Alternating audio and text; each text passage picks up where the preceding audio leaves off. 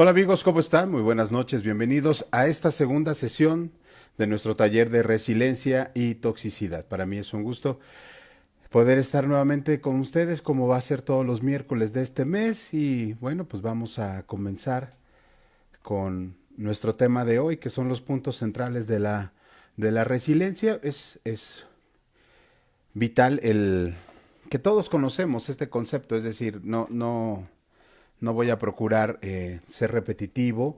La mayoría de nosotros, bueno, pues sabemos que este concepto ha generado desde los contenidos mismos del concepto hasta su elaboración con lo vinculante, es decir, con la parte infantil, eh, con la parte del recién nacido con su madre. Todos sabemos que tiene un origen ahí. Voy a explicar nada más brevemente un poco sobre la relacionalidad del yo. Hace unos días subía yo una gráfica que es un yo, un trascendente, la realidad, el otro, uno mismo. Y yo les decía, buenas noches a todos. Doctora, un gusto saludarle. Buenas noches a todos los que nos acompañan y a los que nos acompañarán durante estos minutos. Para mí, reitero, es un gusto que estén tomando este taller de resiliencia y toxicidad. Bueno, la semana pasada hablábamos sobre toxicidad y hoy pues vamos a hablar un poco sobre resiliencia y así nos vamos a ir la semana que viene sobre toxicidad y luego sobre resiliencia y vamos a procurar cerrar con aspectos como centrales o aspectos que de alguna manera nos obligan a pensar que esto es un ejercicio, que esta es una tarea y que asimismo podemos empezar a trabajarlo. Les decía que el esquema de relacionalidad es como yo veo todos los conceptos que manejo en todos los cursos, en todos los diplomados, en todas mis conferencias. Es mi concepto central, es la clave de lectura que yo le doy a la forma como es mi método de investigación, es mi método tanatológico, suicidológico, psicoterapéutico, filosófico, teológico, en donde todo converge en la relacionalidad del yo. Entonces, para mí es muy importante, pues primero manifestar un método propio y segundo, el hecho de generarlo y desarrollarlo durante ya son muchos años, ya son más de 10 años que estoy desarrollando este concepto, este método de acompañamiento para aquellos que no son especialistas en psicoterapia.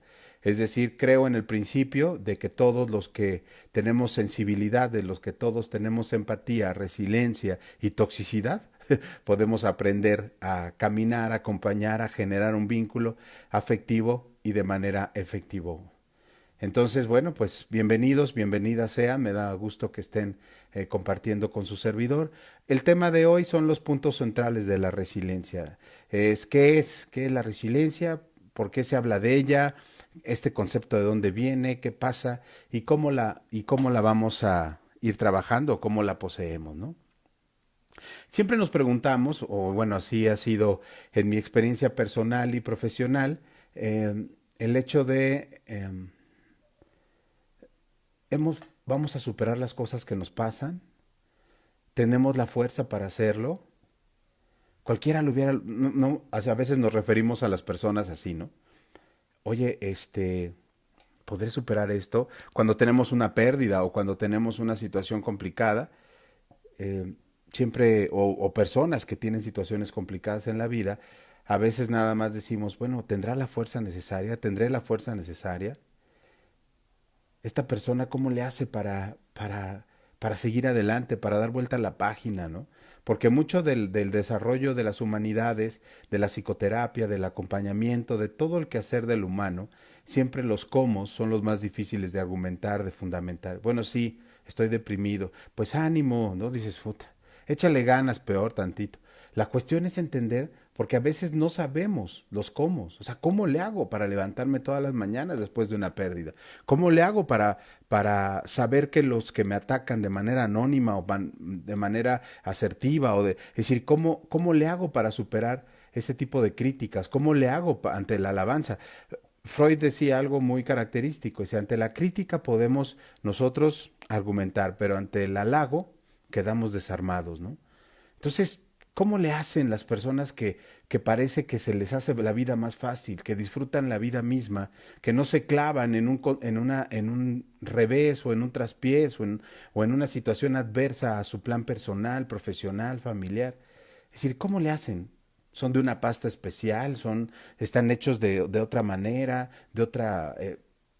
¿Cuál es su secreto? ¿Tienen alguna religión, alguna espiritualidad? Algo que los haga verse, sentirse, resolver de manera diferente.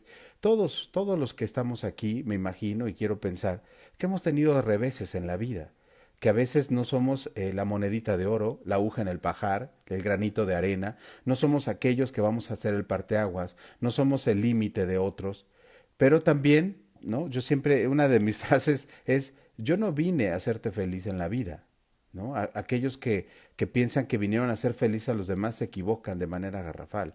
Yo vine a tener un proyecto de felicidad. Si lo puedo compartir con alguien más, bueno, pues excelente. Pero lo que sí le quedó claro a la gente es yo no vine a hacerte feliz, pero tampoco vine a hacerte infeliz. Porque parece ser que hay gente que se empeña por hacer infeliz a los demás.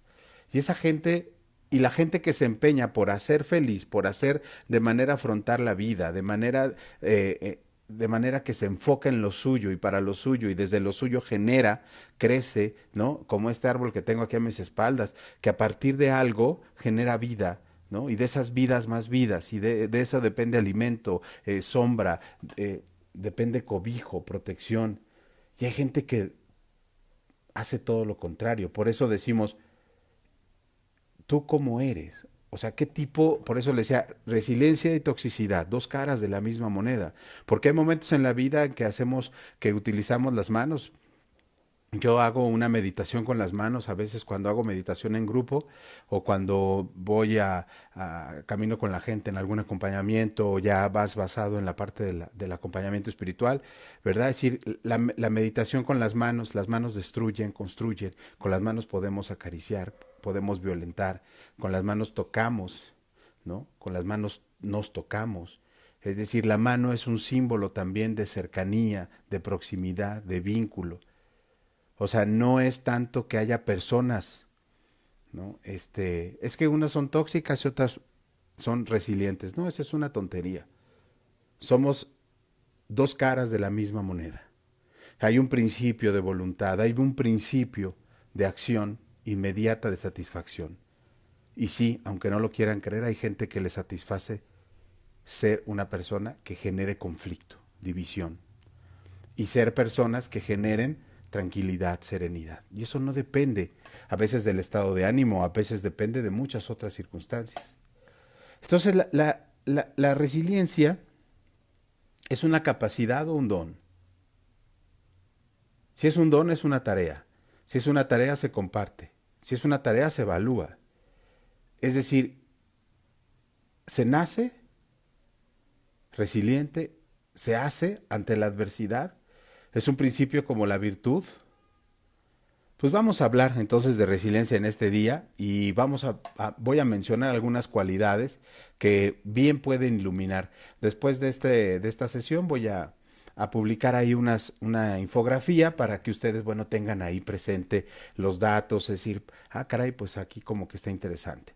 Entonces, el origen y el significado de la resiliencia es un neurólogo, psiquiatra, un psicoanalista y etólogo francés, Boris Cyrulnik, divulgó este concepto que extrajo de los textos de John Bowlby, autor que describió la conocida teoría del apego en edades tempranas.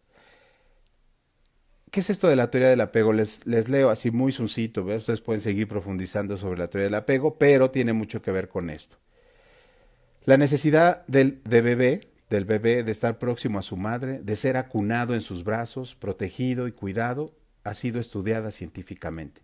Fue el psicólogo John Bowlby que en su trabajo en instituciones con niños privados de la figura materna le condujo a formular la teoría del apego. El apego es el vínculo emocional que desarrolla el niño con sus padres o cuidadores y que le proporciona la seguridad emocional indispensable para un buen desarrollo de la personalidad.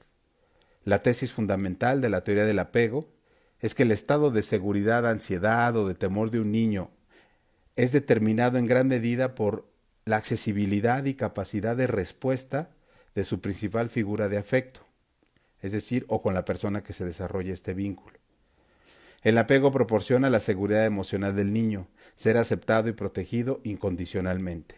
Este planteamiento también puede observarse en distintas especies animales que tienen las mismas consecuencias. La proximidad deseada de la madre como base para la protección y la continuidad de la especie. Eso es una breve semblanza sobre la teoría del apego en edades tempranas. Ustedes pueden investigar si así desean conocer, profundizar. Recuérdense, John Bowlby, teoría del apego en edades tempranas.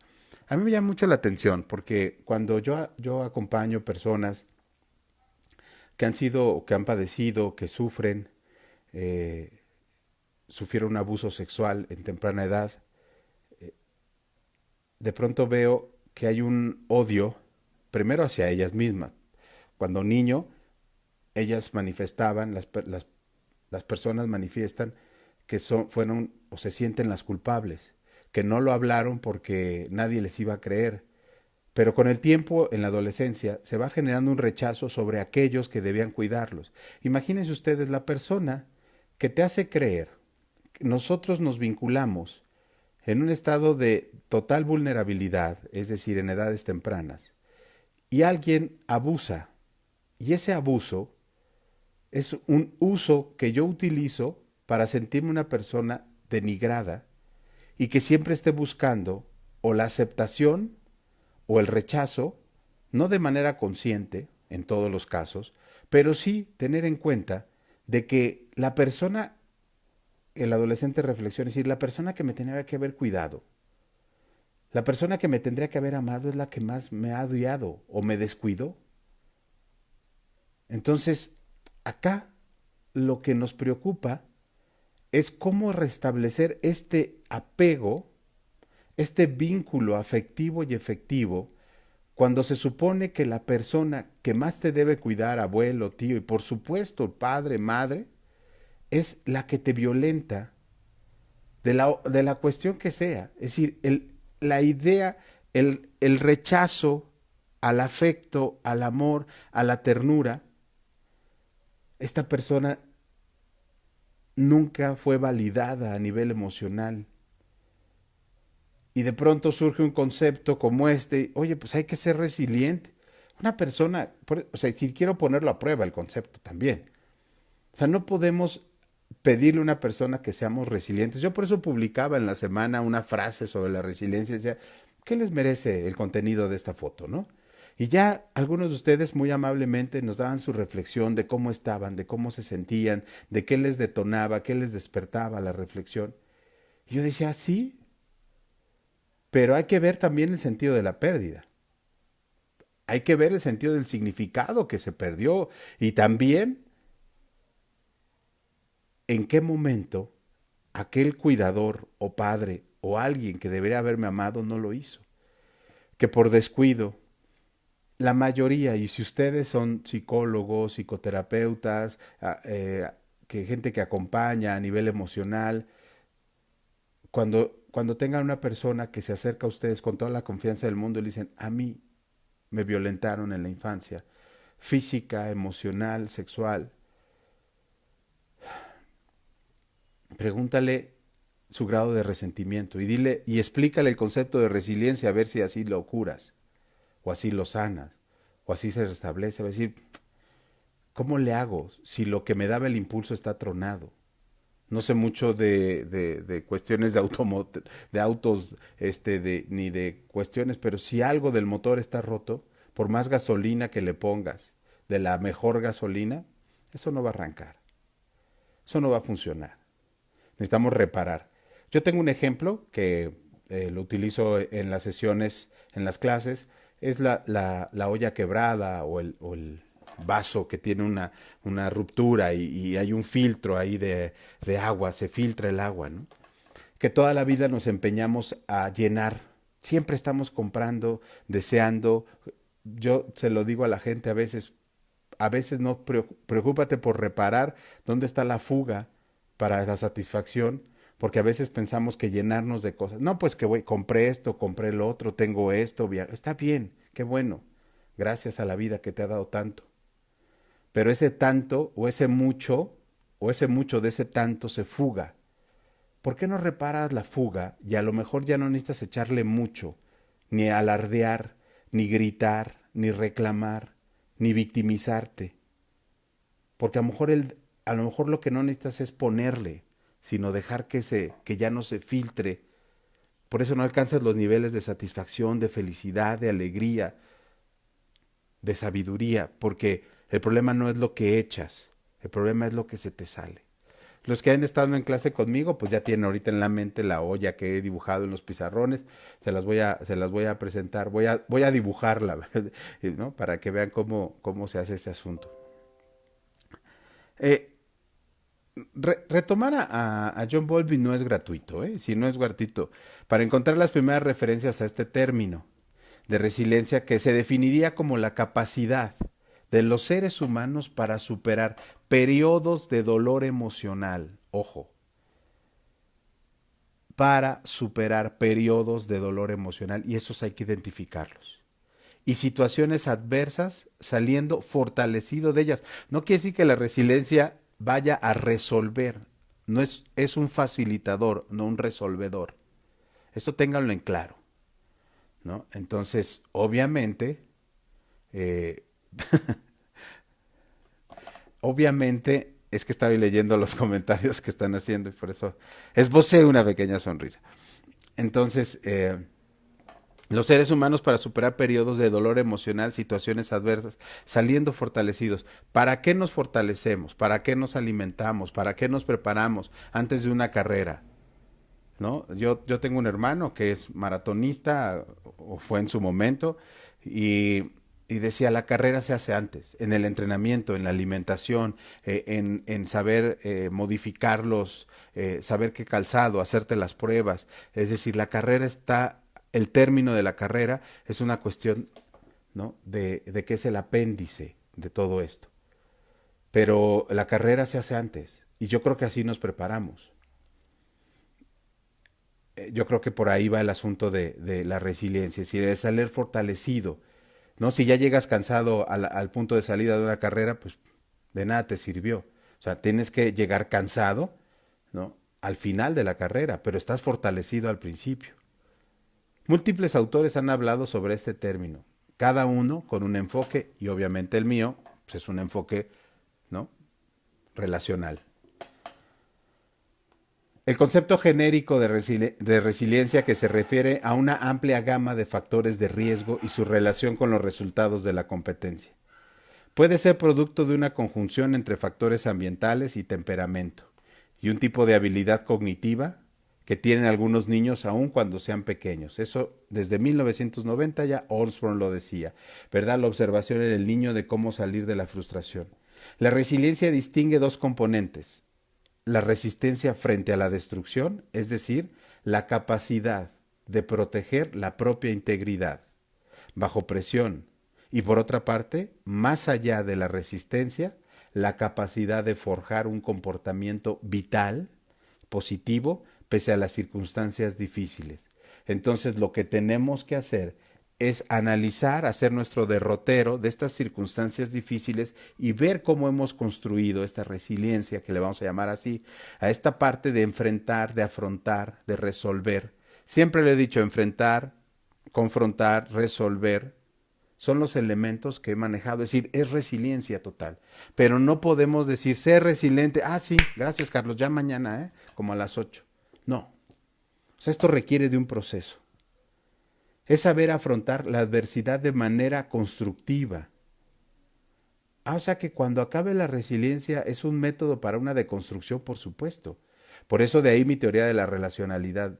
El sujeto que se empieza a relacionar de manera balbuceante con la vida, con la historia, con su Dios, con su vida. Pero, ¿cómo te relacionabas, por ejemplo? ¿Cómo te relacionabas con tu papá cuando tenías 8 años? Cuando tenías 18, 28, 38, 48. Falleció tu padre. ¿Cómo te relacionas con él? Es decir, es enfrentar, afrontar y resolver la adversidad de manera que se construya No una nueva realidad, sino una nueva forma de afrontar. Es decir, el centro está en adaptarse con flexibilidad y salir fortalecido de ese suceso traumático, doloroso, que irrumpe, que colapsa. Todas las personas tenemos la capacidad, todas las personas tenemos la capacidad de sobreponernos a un estímulo adverso. El problema es esta capacidad, ¿cuánta tiene? ¿Verdad? Es decir, otra vez regreso al ejemplo del bote, ¿no? O sea, esta capacidad, si quiero tenerlo lleno, lleno, obviamente me voy a volver o una persona totalmente ajena al dolor personal y voy a poner, ¿verdad? Es decir, voy a esconder la basura debajo del colchón pensando que así estoy limpio o que no tengo ningún problema o ninguna dificultad. Aquí es, tengo la capacidad para reconocer los estímulos adversos que se me manifiestan en la vida. Sí, oye, he presentado situaciones de pérdida, he presentado situaciones de dolor crónico, de muerte de seres queridos, de muerte o pérdida de un trabajo, o la pérdida de un miembro. O sea, sí he tenido estímulos adversos. ¿Cómo has resuelto? Como berrinche, como coraje, abandonas, te vas, enfrentas, confrontas, resuelves, no. A mí me gusta comprender la resiliencia como el arte de rehacerse. Rehacerse en relación con el otro, ya que como diría Nietzsche, todo puede ser adquirido en soledad, excepto la salud mental. Solamente estando, o sea, el bienestar. Mi bienestar, la salud mental, el principio de la salud mental, se los he dicho, es el bienestar y el estar bien. ¿Cómo puedo saber si estoy bien? ¿Cómo puedo saber? Cuando me estoy relacionando con el otro. Solamente así puedo generar resiliencia. No somos islas, no somos árboles, en el sentido del estatismo, no de este que les explicaba al principio. Entonces, caray, aprender de una dificultad que sientes que no mereces. Usar el humor cuando algo no sale bien. Sacar lo positivo de cualquier situación. No es fácil actuar de este modo en todas las situaciones, y eso lo sé, pero se puede aprender a hacerlo. Si aprender de una dificultad, de un revés en la vida, pues necesitas hacerlo. Tomar con humor las cosas, esto es vital. Yo toda mi vida he caminado, bueno, por el acompañamiento, por la docencia, la cátedra, la investigación, la misión, es decir, mi vida se ha llevado en relaciones de enseñanza, aprendizaje, creo que como la mayoría, ¿no? A mí me da mucha risa, hace ya muchos años, ¿verdad? Hace muchos años, cuando yo empezaba con mi formación psicoespiritual, yo, como ustedes saben, estuve mucho tiempo en una, bueno, no mucho tiempo, pero en una formación, ¿no? En un aislamiento social, estuve en una formación, estuve como misionero, estuve como docente, ¿no? La vivencia del seminario, todo ese tipo de cosas, ¿no? Pues uno sale y empieza a desarrollar esas expectativas personales, no las de los demás. Vivir las expectativas de los demás es un rollo que nunca vamos a resolver o nunca vamos a entender. Lo que sí es importante, permítame, lo que sí es importante y vital es que no podemos, bajo ninguna circunstancia, que la vida no la tomemos con un poco de humor. Yo me acuerdo que cuando estás trabajando como docente, te dicen, inventan cosas, dicen cosas, y tú dices, bueno, pues está bien, hay que tomar. Yo he sido, pongo un ejemplo, ok, yo trabajé muchos años para casas de formación sacerdotal, como formador, como haciendo pruebas, dando clases, ¿no? Y de pronto, pues era gay, ¿no? Es que Carlos anda con tal, ¿no? Ah, pero si me veían con alguien, es que anda con las alumnas, ¿no? Ah, anda con la maestra tal, ¿no? Y yo decía, sí, sí, claro. Oye, sí, sí. No sé si, imagínate resolverle las dudas a los demás. Oye, que Carlos tiene 20 hijos, tengo 30, ¿no? Oye, que se casó en Cuba una vez con un hombre. Ah, sí, también, ok, no hay problema, ¿no? Fíjate que andaba con un obispo, ¿no? Oye, fíjate que se es divorciado. Oye, la gente especula. Cuando es triste su vida, pues alimenta su triste vida, ¿no? Generando o intentando generar tristeza en la tuya. Y esto, pues, es un factor que conocemos. Hace unos días, una compañera precisamente de este grupo me decía, oye Carlos, fíjate que si yo en algún momento te falté el respeto, porque fíjate que se comunicaron conmigo, ya tiene tiempo, ¿no? Una persona que me dijo que era tu esposa, que... Le dije, ¿cómo? Ah, pues que te mande fotos, ¿no? Y de los dos, si es posible, porque pues ya tengo esposa, qué bueno, ¿no? Ya no me debo preocupar entonces por andar buscando una esposa, hijos, por andar buscando. Tengan cuidado. Y no lo hago por mí o por ustedes, sino más bien por la incapacidad de reconocer en esas personas una pobreza mental, afectiva, espiritual. Cuando te preocupa mucho la vida de otros y no te preocupa en equivalencia a tu propia vida, estás malgatando tu propia experiencia y tu propia historia. Entonces, pues te ríes. Ah, qué bien, no, pues está bien, no hay perfecto, no, no hay problema. O sea, no pasa nada, no pasa absolutamente nada. Sacar lo positivo de cualquier situación es ser resiliente. Aprender de una dificultad es ser resiliente. Usar el humor cuando algo no sale bien es como cuando te caes, ¿no? Te ríes. Dice ser por nervios, pero dices, bueno, pues también voy a ponerme a llorar. Nunca vivas ni intentes vivir las expectativas que tienen los demás de ti. Ni las vas a llenar, ni las vas a cumplir y te vas a frustrar. Simple y sencillamente. No es fácil actuar de este modo en todas las situaciones. Pero, ¿se puede aprender a hacerlo? Por supuesto que sí. Pero eso sí, todos tenemos nuestro ritmo y todo. Que te inventen cosas, que te inventen miles de cosas. Estoy viendo aquí a mi amiga Fernanda, ¿no? Que hemos sido amigos de hace muchos años y está aquí escribiendo sus cosas. Fer y yo tenemos una amistad de muchísimos años y de muchísima confianza. Y por eso me atrevo a comentar lo siguiente. Fer y yo hemos sido compañeros de universidad, trabajo, vecinos, dos lugares donde, ¿te acuerdas, Fer? Dos lugares de donde yo he vivido. Fer me ha conseguido casa, ¿no? Y tenemos una hermosa amistad. Le han inventado una de cosas a Fer en sus trabajos.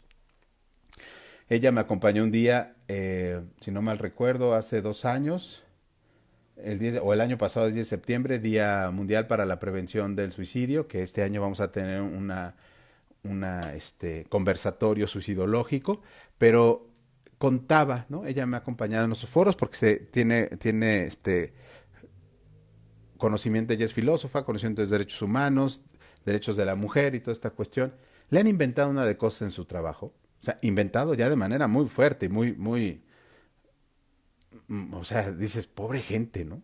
Que se ocupen tanto de la vida de una persona así. Y por eso les digo, calma. Si eres resiliente, en serio que hasta esas migajas puedes hacer capirotada, ¿no? O sea, de esto que no te genera un conflicto, dices, bueno, pues está bien.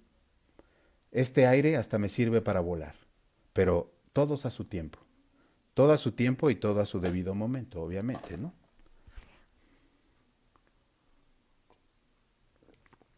Entonces, ¿qué necesitamos hacer? Encontrar nuestro ritmo de reparar, de enfrentar y de resolver. Se habla de dominios de resiliencia particulares para hacer referencia a formas específicas de resiliencia, como puede ser la social, la escolar, la emocional. Es decir, ser resiliente en el trabajo, en la escuela o en la vida no significa que en todos los factores. Y esto me encanta. Marie Anaut, que es una psicóloga clínica y terapeuta familiar de parejas, ella sigue viva, es francesa, defendió su tesis doctoral titulada Comportamientos de colocación de niños, análisis de la repetición intergeneracional. La pueden leer esa tesis, está en la Universidad de Lyon, Francia. Y la verdad es que es impresionante porque yo leo un poco a estos autores porque de pronto te das cuenta de que trabajar con estancias primarias, estos comportamientos, por eso creo en el análisis o en el psicoanálisis, porque de pronto estas compulsiones, estas situaciones sobre narcisismo, idealizaciones que haces en la infancia, repercuten muchas veces, acabo de decir lo que, fuertes declaraciones, pero, pero imagínense ustedes, ¿no? Que le hiciéramos caso a esas situaciones, ¿no? Entonces, una persona resiliente social, ojo, será aquella que cuenta con competencias sociales adecuadas. No porque seas un resiliente social significa que seas resiliente en las cuestiones como de pareja o en las cuestiones familiares. Esto es importante tenerlo en cuenta. ¿Eres una persona resiliente? Sí. Está más disfrazado de coraza, de ponerte una armadura, de tener mecanismos de defensa que realmente un principio resiliente, ¿no? Entonces, caray, vamos a ubicar la resiliencia y vamos a ubicar las competencias sociales adecuadas. La resiliencia escolar se expresa en los comportamientos adaptativos en el ámbito educativo.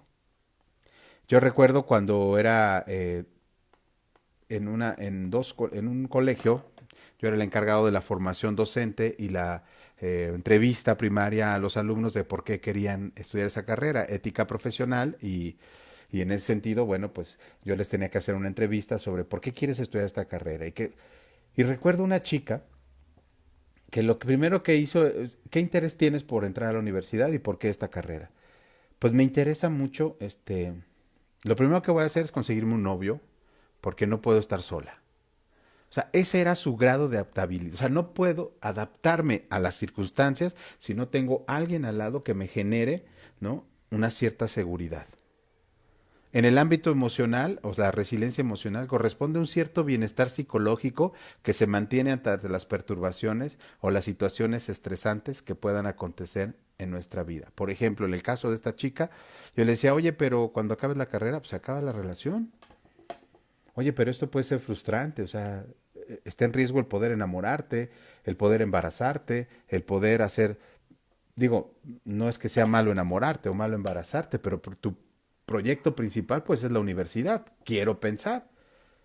Porque imagínate, son 4 años, 8 semestres y en octavo semestre terminas la relación como esté, si avanzó o no avanzó. O sea, pensar la iniciativa de un proyecto emocional sin contemplar las consecuencias está bien en el proceso adolescente, en la transición adolescente. Pero ya en un rasgo de universidad, entonces pues obviamente pones una nota, ¿verdad? Y oye, pues considero que habrá que evaluar mucho la presencia de una persona en estas situaciones. No tienes una relación de pareja y no puedes estar en paz o generar crecimiento personal, profesional, académico, pues es peligroso. De tener un estímulo externo para poderte generar, bueno, está bien, ¿no? Yo siempre he pensado que una buena relación entre colegas o una buena relación en el grupo, en los grupos, pues te estimula. Algunos trascienden ese ámbito, ¿verdad? O sea, algunos ya desde el ámbito de la intimidad, que se llevan bien, pues se llevan bien mejor, que los mejores productos personales se pueden llevar al mejor producto a nivel laboral. Pero eso depende mucho de la persona, de su capacidad adaptativa, de analizar tus propias perturbaciones. O sea, si yo les preguntara el día de hoy que estamos viendo esta sesión, yo les pregunto, ¿qué te perturba? O sea, decir, ¿qué es lo que más te saca de quicio? Ay, me choca que la gente mastique con la boca abierta, me choca que la gente sea impuntual, sí, todo aquello que te molesta, o sea, que te perturba, o cuáles son las situaciones estresantes que acontecen en tu vida. Toda la vida, yo cuando alguien me dice, toda la vida me ha molestado, dices, oye, toda la vida y no lo has solucionado. O sea, me molesta, sí, pero ¿por qué permites que siga haciendo daño? ¿Porque es una actitud inconsciente o no es consciente la otra persona de hacerte eso? O sea, de hecho lo hace, pero no lo hace para ti ni por ti. Entonces, esto es algo que necesitamos averiguar sobre ser resiliente. ¿Nace o se hace? Ustedes, me imagino que alguna vez leyeron cuando estaban en la prepa los diálogos de Platón. Entonces, en uno de los diálogos de Platón hay un texto que se llama Menón o de la virtud y que, bueno, Menón le dice, pues sobre que si montaba al caballo y que si era virtuoso en eso que hacía. Entonces Sócrates le dice, bueno, pues eso se nacerá o uno se hace virtuoso. Por ejemplo, al montar el caballo, ¿no? Tu hijo, si tú eres virtuoso, tu hijo nace con esa virtud, entonces de pronto ven montar al chico y no. O sea, este diálogo va con la idea de nacemos con ciertas virtudes o desarrollamos ciertas virtudes. Y esto es lo resiliente, porque hay personas que no les gusta la resiliencia, pero les encanta la toxicidad. O sea, decir, vamos a buscar soluciones, no, vamos a hacer el conflicto más grande. O sea, no, no se puede quedar así. Y hay gente que poner una solución, pues la traspola a problemas sociales, a problemas de género, a problemas de todo, ¿no? Yo a veces cuando escucho a personas en ese sentido, digo, bueno, ¿cómo sería la vida a nivel íntimo de esta persona? Que todo lo ve en relación al conflicto, al encaramiento, a la confrontación, una idea de bravucón emocional. Entonces, casi siempre me voy a la teoría del apego. Dorothy Corky Briggs es otro texto que yo les quiero recomendar. Se llama El niño feliz, Dorothy Corky Briggs. Me encanta ese texto. Yo lo leí hace muchos años. Estaba yo estudiando el posgrado en dirección espiritual y estudio para formadores y con los misioneros del Espíritu Santo. Entonces un día una maestra llegó y me dijo, este texto les va a gustar. Y me dijo, Carlos, te recomiendo, tú estás dando clases sobre esta parte, mira, te va. Y lo leí y me fascinó. Y me fascinó un ejemplo de que una mamá está tratando de dormir al niño, ¿no? Yo sé que ustedes ven que tengo la mano pues la tengo en el corazón. Entonces, está planchando y está sonando el teléfono. Entonces, el niño empieza a llorar, la ropa se empieza a quemar y el teléfono no deja de sonar. Entonces dice Corky Briggs, ¿qué harían para tranquilizar al niño, para que no se quemara la ropa y para contestar el teléfono? Es urgente contestar el teléfono, es urgente, ¿no? ¿O qué es? Y ella empieza a explicar, pero me encanta que al final, digo, por eso les digo, léanlo, habla sobre el ritmo cardíaco de la madre. Es decir, la resiliencia tiene que ver con el apego, este apego, no, no. Hemos malentendido desde mi perspectiva la teoría del apego. Es que estás muy apegado a los bienes, estás muy apegado a las cosas, estás muy apegado. Pues el apego es vinculante, vamos a llamarle vínculo. No, vamos a llamarle apego, o sea, vamos a llamarle lo que es. O sea, el apego no es negativo, es la relación necesaria y vital, ¿no? Que se necesita para ser resiliente. Entonces, la resiliencia comenzó a estudiarse. Entonces, yo decía, si ella calma, bueno, Corky Briggs decía, calma el ritmo cardíaco. Entonces, al calmar el ritmo cardíaco, el niño deja de llorar y se empieza a dormir. Genera más tranquilidad, baja sus niveles de ansiedad y estrés, puede dejar de hacer esto o contestar el teléfono. Es decir, es una situación que yo se las platiqué en 2 minutos, pero en ese momento todo llega y todo acontece y cómo lo resuelves. Recuerden que cuando estamos estresados es más cuando podemos empezar a generar un conflicto en la toma de decisiones. ¿No? No tomes una respuesta cuando estés excitado, enojado, confundido, estresado, porque las consecuencias pueden ser en un cierto nivel en donde ya no esté ese estímulo externo. Y obviamente las consecuencias pues no te van a gustar, porque estaba alterada la realidad. Bueno, estaba alterada tu realidad, la realidad siempre está igual. La percepción de esa realidad. Entonces la resiliencia comenzó a estudiar en primer lugar en niños y niñas. Por eso se habla de apego. Que habían pasado su niñez en condiciones traumáticas o privadas de cariño o cuidados. Es decir, habiendo tenido dificultades para desarrollar una relación de apego seguro en la que su cuidador, cuidadora o figura significativa le diera amor de forma incondicional. Es decir, la demanda de afecto sigue siendo real en nuestras vidas.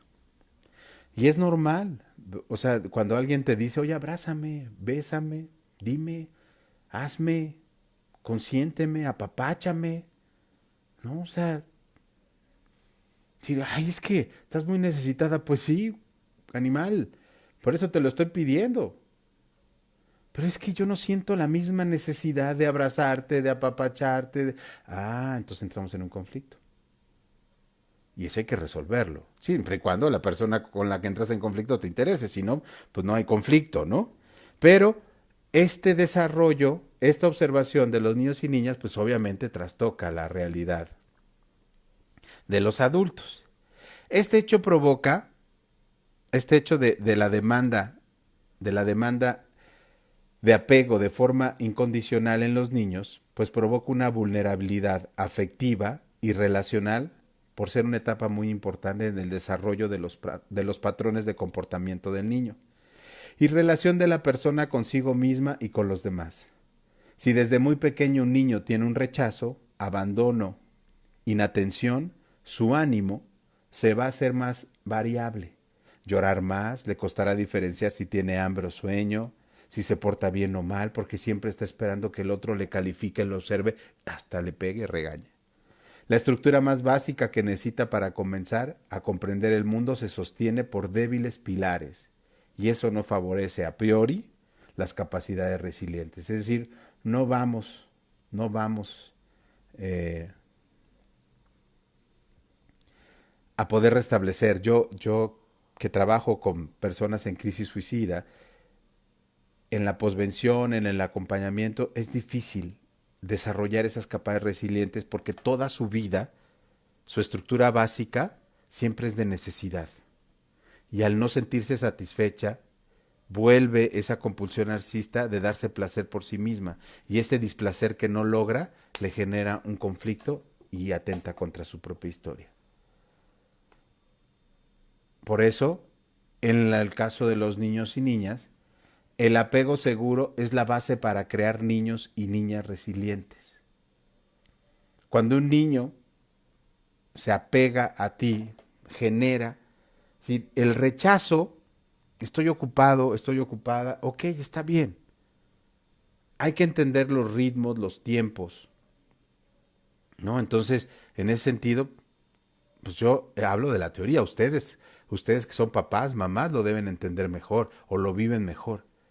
Porque yo le puedo decir a uno de sus hijos, "Ah, guarda silencio, por favor. Oye, ¿me das tan chance? No, pues decir, este loco, o sea, no me importa. Pero que mi mamá me haga eso, mi papá, pues sí es un problema. El apego seguro es la base para crear niños y niñas resilientes. El apego seguro. Posteriormente, conforme el niño crece, pueden generarse otras posibilidades de generar vínculos o relaciones reparadoras del proceso anterior. Por lo que un niño o adolescente, y recuerde mi concepto de adolescencia que no tiene que ver con la pubertad, nada más, podrá reconstruir parte de lo que en un primer momento no pudo forjarse. O sea, la necesidad de forjar este vínculo va a acompañarnos toda nuestra vida. O sea, que si no nos enseñaron a tener un apego seguro, la resiliencia nos va a costar trabajo, porque vamos a esperar a que el otro resuelva, a que el otro satisfaga, a que el otro me genere. Por eso cuando nos apegamos o nos vinculamos de manera enfermiza con alguien, es precisamente porque esa persona pensamos de manera inconsciente que es el único apego, relación, vínculo que nos va a generar resiliencia, o sea, fortaleza, dinamismo, alegría, nada más lejos de la realidad. Este es un proceso personal y que se extiende en la infancia a la adolescencia. Y cuando yo digo adolescencia, hablo de actitudes de adolescente. O sea que si tú me escuchas y tienes 30, 40, 50, 60, 70 años y tienes actitudes de no satisfacción a nivel de es que el mundo me debe, es que los demás me deben, ese delirio narcisista, ese deseo de que el mundo satisfaga tus necesidades primarias, pues eso ya es un factor, ¿no? De que nunca hubo un apego seguro cuando estuviste en la infancia o en la adolescencia. Porque el apego seguro es la base para crear, como les digo, niños y niñas resilientes. Veamos que es un proceso dinámico en interacción con otras personas y que es susceptible de ser entrenado y reforzado en cualquier edad. Por eso cuando yo leí el texto de de Peter Bloss sobre la transición adolescente, de pronto encuentro que había adolescentes tardíos, es decir, posterior al periodo clásico que nos había generado la cuestión de la pubertad, la adolescencia, al contrario, ¿no? O sea, es decir, de pronto ya vemos en todos, es decir, y soy el primero en levantar la mano, ¿no? Tener actitudes adolescentes, pues ahí estamos todos. O sea, si hace daño, Carlos, no, no hace daño. El problema es pensar que la gente te tiene que resolver las cosas a como tú quieras resolverlas. Y siempre he dicho, el otro no tiene la misma necesidad emocional que tú. Mejor conoce su necesidad emocional, la tuya, y lleguen a un acuerdo. Yo creo que ese es un primer principio, o un primer principio, un primer momento de ponerse de acuerdo para que esto tenga sentido. ¿Qué dice la neurociencia acerca de la resiliencia? Desde la neurociencia se considera que las personas más resilientes tienen un mayor equilibrio emocional frente a las situaciones de estrés, soportando mejor la presión. Esto les permite una sensación de control frente a los acontecimientos y mayor capacidad para afrontar las situaciones difíciles y estresantes. Algunos autores, más del ámbito biológico, incluyen en su definición de resiliencia el hecho de que ésta se manifiesta también a nivel biológico, neurofisiológico, endocrino, en respuesta a los estímulos ambientales. Y algunos autores afirman esto. Irma, Angélica Cázares, ¿no? La investigación neurológica ha demostrado que tales evocaciones del trauma y estrés se generan con activaciones autónomas de diversas partes del cerebro, en especial las de la memoria y las de la vigilancia, es decir, con activación en diferentes áreas del cerebro tales como los núcleos de la amígdala, el lugar azul o locus cerúleo, el hipocampo y luego el neocórtex. Carlos, ¿qué nos estás diciendo? ¿No? Yo sé que estás estudiando una especialidad en neuropsicología, pero no todos los que estamos aquí, ¿no? Nos interesa o sabemos sobre esto de la investigación neurológica. Sí, lo que yo quiero es comunicarles que no es una cuestión de motivación, que no es una cuestión de échale ganas. De, ándale, ser resiliente, sí, va, deme 2 kilos. No, no, no. Es todo un proceso ambiental, un proceso neuronal, un proceso biológico. O sea, es una dualidad mente-cuerpo, en que ambos se retroalimentan y nos expresamos de una u otra forma. La respuesta del individuo en una situación estresante o de sufrimiento. O sea, tiene que ver mente, cuerpo, corazón. Por eso algunos dicen que somos seres biopsicosocial espiritual. Porque no podemos enfrentar las cosas sin que nos afecte nuestra química cerebral. No podemos decidir sin tomar una decisión a nivel de serotonina, dopamina, ¿no? Endorfinas. Es decir, necesitamos ver que nuestro cuerpo es un ser integral, relacional integral. Por eso el sufrimiento psicológico va a provocar en el sujeto modificaciones bioquímicas. ¿Sí? Es que los neurotransmisores y que le falta serotonina y que cuando decimos, es que en el cutting, por ejemplo, cuando los chicos o las personas se cortan, decimos, ¿por qué lo hacen? Pues tú nos dicen, no, pues lo hace por placer, ¿no? ¿Cómo que por placer? Pues sí, por sentir placer. No, es que el cerebro, al reconocer una fuga en el cuerpo, genera endorfinas, que esto, pues esto genera placer, una sustancia que genera placer. Y principalmente el cortisol. Y les leo rápido, y si quiero que quede muy, muy clarito. El sufrimiento psicológico va a provocar en el sujeto modificaciones bioquímicas que son perceptibles en los análisis, principalmente el cortisol. El cortisol es una hormona producida por las glándulas suprarrenales que están localizadas por encima de los riñones. El cortisol sirve para ayudar al organismo a controlar el estrés, reducir la inflamación, contribuir para un buen funcionamiento del sistema inmune, ayudar en el metabolismo de las proteínas, grasas y carbohidratos, y mantener los niveles de azúcar en la sangre constantes, así como la presión arterial. Los niveles de cortisol en la sangre varían durante el día porque están relacionados con la actividad diaria y con los niveles de serotonina. lo cual es responsable por la sensación de placer y bienestar. O sea que cuando estamos sintiendo, oye, pues me siento muy bien, me siento muy mal, no tengo bienestar, tengo problemas. Ah, bueno, hay algo orgánico que se puede modificar y que se puede identificar. Por despertar y disminuyen su concentración en sangre a lo largo del día. En el caso de las personas que trabajan por la noche, los niveles de cortisol suelen invertirse. El cortisol puede verse alterado por diversas situaciones, ojo, o oído más bien.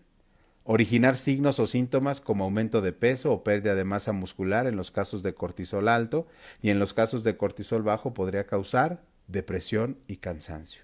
Entonces, siempre que una persona diga se sienta mal, me siento triste.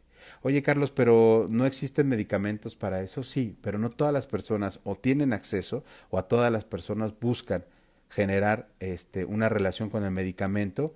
Yo siempre he dicho, siempre el medicamento va a atacar el síntoma, pero no la etiología del problema emocional. Esa con la psicoterapia, con el acompañamiento, puede identificar. Si quieres una psicoterapia mixta, o sea, o psicofarmacológica, esa es una cuestión de decisión. En el caso de la depresión, por supuesto. Entonces,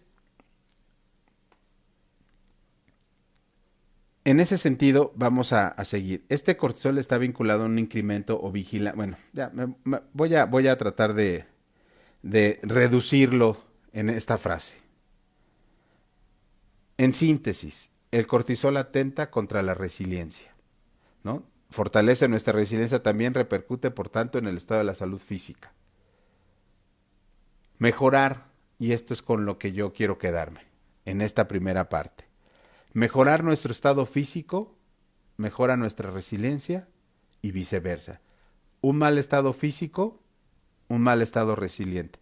Un buen estado físico, un buen estado resiliente. Espero esto nos vaya a quedar muy claro. ¿Cómo podríamos ser capaces, me quedan unos minutos, cómo podríamos ser capaces frente a la adversidad? ¿O cómo podríamos ser más capaces frente a la adversidad? Como he dicho desde el principio, a pesar de las experiencias tempranas y los factores de personalidad que se establecen en la adolescencia, son dos guías que van a marcar en ciertos aspectos nuestra capacidad de adaptación y resiliencia. Hay cosas que podemos hacer para minimizar los factores de riesgo e incrementar los protectores en las situaciones de estrés y sufrimiento. A mí me interesa mucho este tema porque yo a veces le digo a la gente, hay que blindarnos, hay que blindarse de situaciones de sufrimiento, de dolor ante la pérdida. El hecho de salir fortalecidos de las situaciones adversas puede implicar que en un futuro, ante una situación que nos despierte los mismos sentimientos de frustración, tristeza, rabia o desesperanza, podamos reaccionar de forma distinta, escribir una historia con otro final. ¿No les ha pasado? Que siempre me pasa lo mismo, siempre me sucede igual, me suceden las mismas cosas, caigo en las mismas relaciones, es que siempre... Ah, caray, entonces es una cuestión que estas situaciones adversas las provoco, las genero o son las únicas que tolero. Para mejorar nuestra resiliencia necesitamos fortalecer las cualidades que nos permiten una adaptación positiva.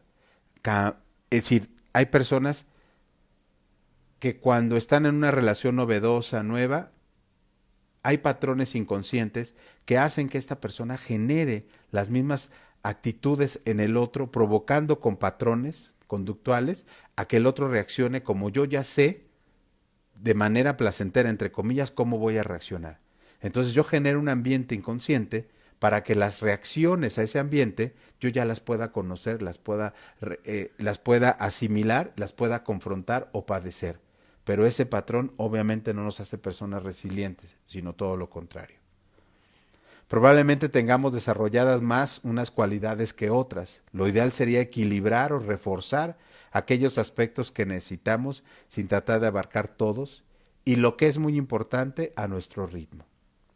Estos cambios necesitan comenzar quizá por el primero de ellos, conocernos un poco mejor para saber cómo afrontamos las situaciones dolorosas y traumáticas.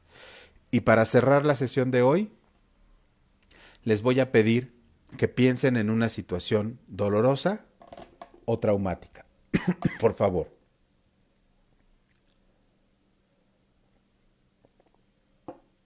Ya pensaron en una situación dolorosa o traumática. Quédense con ella. Voy a mencionar 8 actitudes con las que vamos a trabajar. Yo las voy a publicar después de esto. Voy a publicar una infografía. Porque esto, bueno, lo vamos a ver después. Pues vamos a desarrollar cada una de estas cualidades y atributos. Porque la resiliencia puede adquirirse, pero siempre a nuestro ritmo, a tu propio ritmo, sin ansiedad. Es que tengo que ser resiliente. Es que tengo que salir de este dolor, de este duelo. Es que, a ver, cálmate. O sea, vamos a procurar que la resiliencia es una adquisición y como toda adquisición requiere un ritmo. La adaptación requiere un ritmo, una cercanía, una distancia, un acercarse, un estar, es decir, es estar ahí, ¿no? Con una movilidad de adaptación, de adquisición, pero sin ansiedad. Hay personas que desarrollan resiliencia, sí, más rápido que otros. ¿Por qué? Hay factores. Hay factores en la infancia, en el apego que tuvimos con nuestros padres. Esto está comprobadísimo. No se quiebra en la cabeza.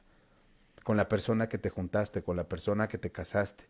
Si no sufre igual que tú, si no se entristece igual que tú, si no se alegra igual que tú, o tú no te alegras igual que él, no te satisfaces. Tiene que ver con el apego primario. Pero lo importante acá es adquirir esta resiliencia siempre a nuestro ritmo y sin ansiedad. Esta es una carrera que como el maratón, se corre en conjunto, ¿no? Vean estas películas de los maratones de Boston, Nueva York, Ciudad de México. Se corren todos, pero cada quien va a superar su propio tiempo. Cada quien va contra su propio ritmo, tiempo, sin ansiedad. No, que de pronto ves que pasa un keniano y chola. No, ahí voy tras de él, porque. Y de pronto, 5 kilómetros, sabes que abandonas la carrera. Fuiste ansioso, no estás preparado igual que él, no tienen las mismas capacidades, ni atributos, ni cualidades que ese cuate que va ahí corriendo como loco y que por eso hizo 2 horas y tantos, o no sé cuánto sea el récord mundial del maratón. Pero lo que quiero darte a entender es, sin ansiedad, a tu ritmo, a tus atributos, a tus cualidades. Pero para eso necesitas conocer atributos, tus cualidades. Solamente tú las puedes descubrir, no las quieras ver en el otro, ni en tu hermano gemelo. Tú desarrollaste atributos y cualidades diferentes. Eso te hace ser una persona resiliente, potenciar, generar, adquirir, sin ansiedad, esas cualidades. Te las menciono y termino con eso. Veo que se les trabó el botoncito ahí a Fer. Autoconocimiento y autoestima. 1. 2. Empatía. 3. Autonomía. 4. Afrontamiento positivo de la adversidad. 5. Conciencia de presente y optimismo. 6. Flexibilidad más perseverancia. 7. Sociabilidad. 8. Tolerancia a la frustración y a la incertidumbre. ¿Tienes estas cualidades? ¿Tienes estos atributos? ¿Sabes qué son? No te pierdas el próximo capítulo que vamos a ver, porque la próxima semana vamos a ver un poco de toxicidad y la próxima semana vamos a, ya en 15 días, desarrollamos estas 8 cualidades y atributos. Y bueno, esperemos que este miércoles la hayan pasado bien. Si tienen dudas, por supuesto, y Carlos, podrías aclarar, profundizar. Sí, claro, con mucho gusto, no se preocupen. Para eso está el grupo, para eso es el taller, ¿verdad? Oye, Carlos, podemos profundizar en esto, podríamos generar. Una persona me dijo, oye, ibas a publicar lo de la relacionalidad del yo, ¿qué onda? Mira, dame unos minutos. Este taller espero que sea dinámico porque así vamos a seguir. No quiero decir que no vamos a salir nunca, pero pues yo creo que de aquí a diciembre vamos a tener que hacer unos talleres y ya después que tengamos cierto número de horas, ¿por qué no hacemos un algo con la universidad para que esto también nos pueda servir a nivel personal, académico, pero sobre todo vamos a tener que trabajar. Repito, autoconocimiento, autoestima, empatía, autonomía, afrontamiento positivo de la adversidad, conciencia de presente y optimismo, flexibilidad más perseverancia, sociabilidad, tolerancia a la frustración y la incertidumbre. No tienes que tener todos, con uno que tengas me basta, ¿vale? Pero hay que tener uno a lo menos, si no, pues vamos a desarrollarlos. Sí, sí, sí, claro, doctora, voy a subir una infografía y ahorita se los subo, por supuesto que sí. Vale, pues pasen muy buena noche, muchas gracias a todos. Era importante desarrollar esta parte como de hablar de resiliencia, no es hablar como cómo hacer café, sino es un proceso biopsicosocial y espiritual. ¿Sale? No es nada más conocer la palabrita como autoestima, resiliencia, no, no. Tiene un origen, tiene un porqué y un para qué, que eso es lo más importante. Pues muchísimas gracias, pasen una excelente noche y nos vemos pronto el próximo viernes en la página de Carlos Valencia, suicidólogo. Voy a hablar sobre la comunicación asertiva y la prevención del suicidio. A las 9 de la noche el próximo viernes. Desde Carlos Valencia, suicidólogo. Muchísimas gracias, buenas noches y bueno, pues muchas gracias a las personas que están tomando el taller, los diplomados. Ya vamos hacia la recta final, bendito Dios, y bueno, pues vamos a seguir haciendo promoción, difusión, ¿vale? Muchísimas gracias. Eh, sí, sí, sí, por supuesto, hay pendientes, de todos los sentidos. Muchísimas gracias. Cuídense mucho. Que Dios les bendiga. Bye.